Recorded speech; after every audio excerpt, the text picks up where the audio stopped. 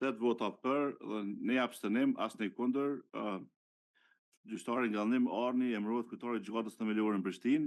Mandati i njëjtit do të jetë 5 vite. Një prej akteve më të rëndësishme të miratuar në këtë vit.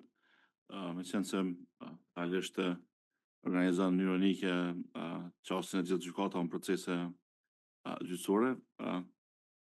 Por njëkohësisht duke vlerësuar që ka pas impakt besoj edhe në politikën dëshkimore për dënimet me gjobë, sepse nuk mund të jetë dënimi pastaj më i ulët se shpenzimet.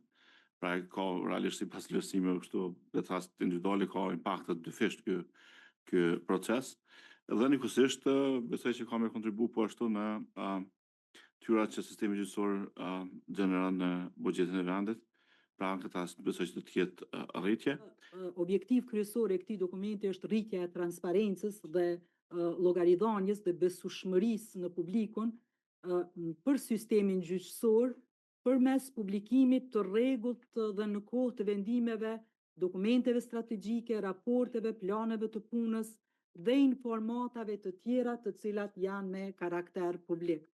Pika kyçe, do të thënë në këtë rast që ne miratojmë sot, është vendosur në fokus drejtësia administrative, por që realisht në dakordim edhe me sekretariatin, po njëkohësisht edhe me zyrën e BE-s, për shkak se del edhe nga raporti i progresit, por njëkohësisht është edhe deklarim ose rekomandimi në komitetit për drejtësi siguri, duhet të kemi të fokusuar drejtësinë administrative.